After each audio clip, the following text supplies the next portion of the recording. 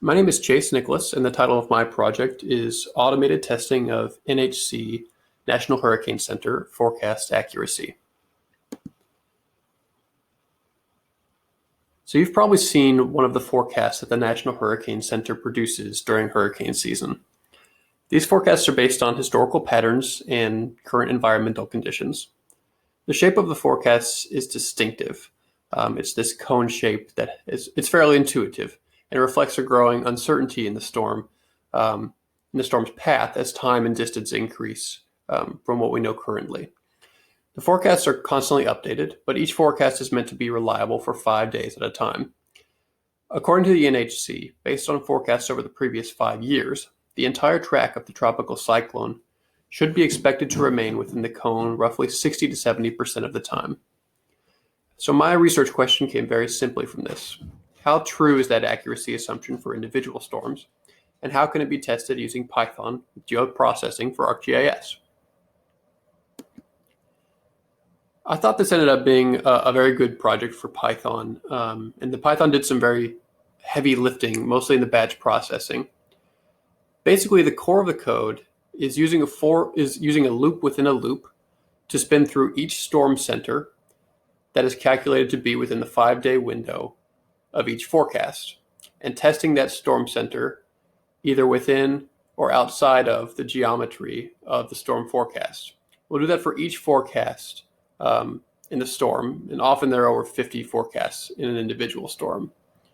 This is a lot of code, and I ended up breaking it into pieces and pushing some of the reusable bits into modules, which contained other user-defined functions for parsing data, for file handling and mapping.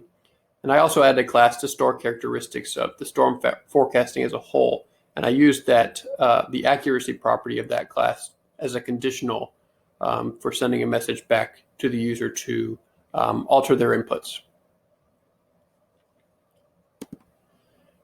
This code is meant to be run from within the template map provided with the project, and it automatically adds all of the storm centers and also any inaccurate forecasts, and those would be forecasts having one or more center outside of the forecast polygon to the map. And the map already has some reference layers preloaded. It saves a copy of the map in the project workspace. And then thinking about the GUI here, that'll be shown in the second video. But it basically just takes 4 inputs from the user, and it's fairly simple. Wrapping up, I just wanted to identify a couple of places where this code was particularly intensive, which was in parsing the HTML, the web navigation, and the file handling. Probably 2/3 of the code is in those sections. I also had to explore the datetime module and time delta function for calculating the 5-day forecast windows.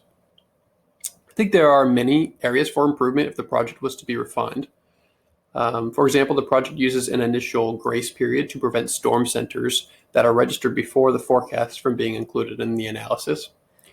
Many of the storm centers were very close to the forecast, so I do wonder if some sort of spatial grace distance might be warranted, especially because storm centers are often not discrete points, but they're kind of spread out over large areas. Other opportunities for refinement include maybe taking out non-cyclonic storms from the analysis. So once the storm has degraded enough to no longer be a hurricane or tropical storm, removing that storm center from forecast analysis. Then validating storm names based on storm year inputs, and also cleaning up the data storage a bit, and maybe removing some of those extraneous files as the code is run. It could be a point of improvement as well. Thank you.